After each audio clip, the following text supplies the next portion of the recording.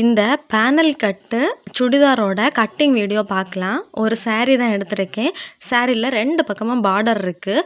Border வச்சு நம்ம இப்படியே வெட்டனோம்னா நல்லா இருக்காது. ஸோ 2 பக்க பார்டரையும் வெட்டி எடுத்துட்டேன். நான் கட் பண்ணுறதுக்கு முன்னாடி இதே மாதிரி ஒரு பிளான் போட்டு நோட்டில் எழுதி வச்சுக்கிட்டேன்.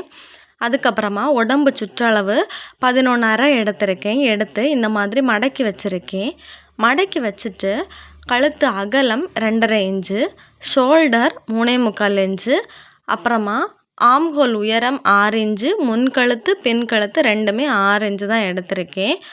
இது எல்லாருக்குமே ஒரே அளவான்னு கேட்டால் அளவு கிடையாது. ஒவ்வொருத்தங்களுக்கும் ஒவ்வொரு மாதிரி மாறுபடும். அளவு சுடிதார் வச்சு கரெக்டாக மார்க் பண்ணிங்கன்னா உங்களுக்கு இந்த ஷோல்டர் ஃபால் எல்லாம் வராது, பர்ஃபெக்டாக இருக்கும். அது இன்னொரு வீடியோவில் நான் போடுறேன். அதுக்கப்புறமா உயரம் 16 இன்ச்சு எடுத்திருக்கேன். அதுக்கப்புறமா உள் பக்கம் நான் 1 இன்ச் அளவுக்கு வளைவு கொடுத்துருக்கேன். எதுக்காகனா அந்த ஷேப்பு கிடைக்கிறதுக்காக. நம்ம மேலே போடுற அளவே இந்த இடுப்பு அளவுலேயும் போட்டோன்னா அது ஒரு மாதிரி நீங்கி நிற்கும். இந்த மாதிரி ஷேப்பு கொடுத்தோன்னா பர்ஃபெக்டாக இருக்கும். இந்த மாதிரி வெட்டி எடுத்துக்கிட்டேன். அதுக்கப்புறமா ஃப்ரண்டில் கழுத்து மாடல் ஏதாவது போடுறீங்கன்னா அதுக்கு ஏற்ற மாதிரி மாடல் போட்டுக்கோங்க. மேலே ஷோல்டரை வெட்டி எடுத்துட்டேன். ஃப்ரண்ட் கழுத்து நான் பானைக்கு தான் போட போகிறேன். பானைக்கையும் கட் பண்ணி எடுத்துக்கிட்டேன். அதுக்கப்புறமா பின் பக்கம் 1/2 இன்ச்சுக்கு மார்க் பண்ணி வளைவு கொடுத்துக்கிட்டேன். வளைவு கொடுத்து நம்ம கட் பண்ணி எடுத்துட வேண்டியது தான். மேல் பார்ட் வெட்டினதில் மீதி இருந்த துணியை இந்த மாதிரி கட் பண்ணி எடுத்துக்கிட்டேன். எடுத்து நம்ம ஸ்லீவுக்கு தான் இதை எடுக்க போகிறோம். இதோட உயரம் மார்க் பண்ண போகிறோம். உயரம் எனக்கு 17 இன்ச்சு தேவைப்படுது. ஆனால் இதில் அளவு கம்மியாக இருக்குது. அப்போ நம்ம கண்டிப்பாக ஜாயிண்ட் கொடுக்க தான் செய்யணும். 8.5 இன்ச்சுக்கு தான் இருக்குது. இப்போ துணியை நேர வச்சு நான் இந்த மாதிரி 4ஆக மடிச்சிருக்கேன். அங்கே 8.5 இன்ச்சு எடுத்திருக்கேன். மீதி உள்ள அளவை இங்கே வெட்டி எடுத்திருக்கேன். 1/2 இன்ச்சு தையலுக்கும் சேர்த்து வெட்டி எடுத்துட்டேன். மீதி இருக்கிற துணியை தான் இப்போது நம்ம 4ஆக மடிக்க போகிறோம். இந்த மாதிரி 4ஆக மடித்து எடுத்திருக்கேன். எடுத்து நம்ம உயரம் மார்க் பண்ண போகிறோம். நமக்கு மொத்த உயரம் மைனஸ் மேல் பார்ட்டு, அதுக்கு அடுத்தது வரதான் கீழ் பார்ட்டு உயரம் மார்க் பண்ணி எடுத்துக்கிட்டேன். அதுக்கப்புறமா நம்ம மேல் பார்ட்டை ஆல்ரெடி 2ஆக மடித்து வச்சுருக்கோம். இன்னும் ஒரு ஃபோல்டு கூட மடிச்சுட்டு இந்த மாதிரி நான் வைக்கிற மாதிரி ஒரு எட்ஜில் வச்சுக்கோங்க.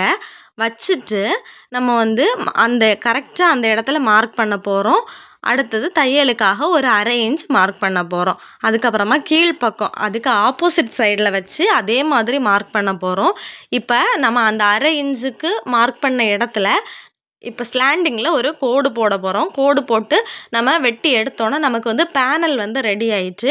இதில் 2 பெரிய பீஸ் 4 சின்ன பீஸ் இருக்கும். இந்த இடத்துல ஃபோல்டிங் இருக்கிறத கட் பண்ணி எடுத்துக்கோங்க.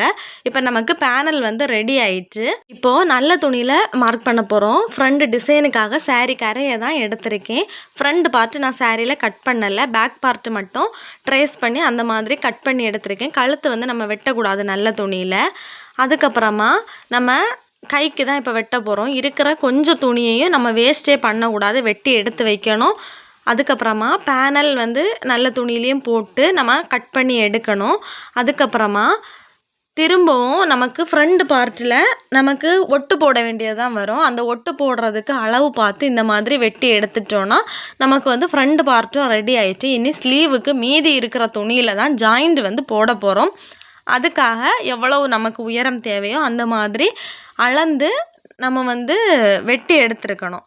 அதுக்கப்புறமா தைக்கும்போது நமக்கு எப்படி டிசைன் வேணுமோ அந்த ஒட்டு தெரியாத அளவுக்கு நம்ம தச்சு எடுத்துட வேண்டியதான். தைக்கிற வீடியோ நாளைக்கு போடுறேன். டெய்லரிங் சம்மந்தமான டிப்ஸ் அண்ட் ட்ரிக்ஸுக்கு சேனலை மறக்காமல் சப்ஸ்கிரைப் பண்ணுங்கள்.